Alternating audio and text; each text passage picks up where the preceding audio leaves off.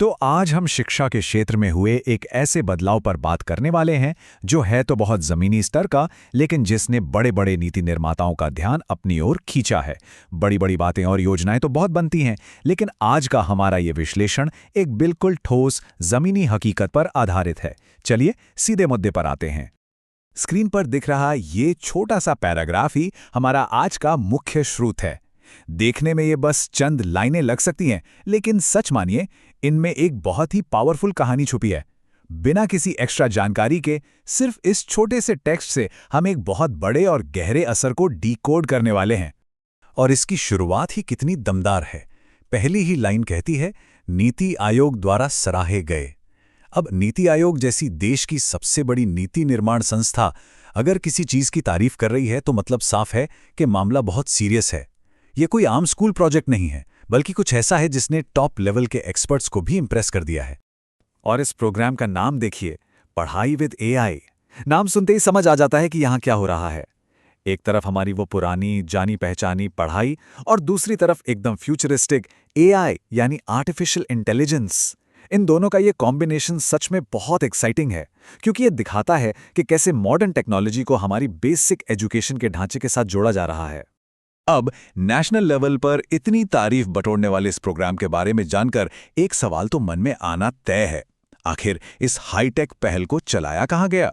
क्या ये दिल्ली, मुंबई या बैंगलोर जैसे किसी बड़े टेक हब की कहानी है? सच कहूं तो इसका जवाब ही इस पूरे मामले को सबसे खास बनाता है। स्रोत बिल्कुल साफ बताता है, राजस्थान के टोंक जिले में। जी हां, टोंक।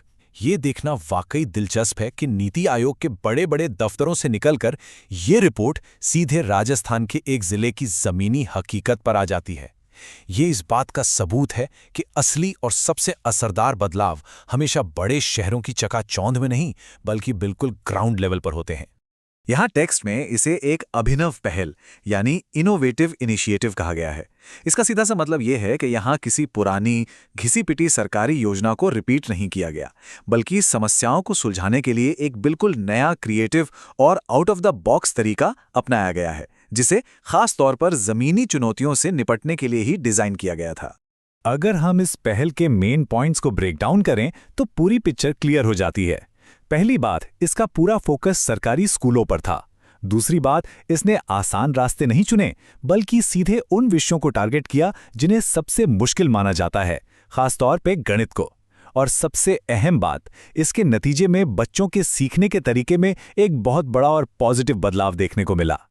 खैर, जब हम मुश्किल विषयों की बात करते हैं तो जाहिर है स्कूल के दिनों का वो जाना पहचाना डर याद आ ही जाता है।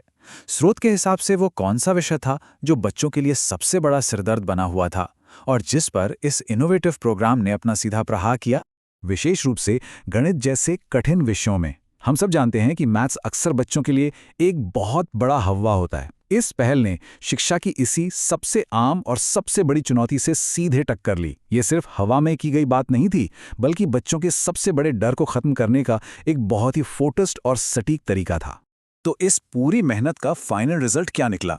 स्रोत बहुत ही कॉन्फिडेंस के साथ दावा करता है कि इससे उल्लेखनीय सुधार यानी सिग्निफिकेंट इंप्रूवमेंट हुआ है। ये कोई ऐसा बदलाव नहीं था जो सिर्फ कागजों तक सीमित रह जाए। बच्चों की सीखने की क्षमता और उनके रिजल्ट्स में एक ऐसा जंप देखा गया जिससे साफ तौर पर नापा जा सकता है।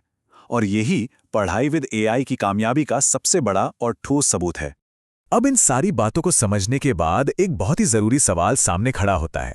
अगर टोंक के सरकारी स्कूलों में चलने वाली और नीति आयोग से तारीफ पाने वाली ये इनोवेटिव पहल मैथ्स जैसे सब्जेक्ट का डर भगा सकती है, तो क्या ये पूरे देश के अन्य स्कूलों के लिए एक रोल मॉडल नहीं बन सकती?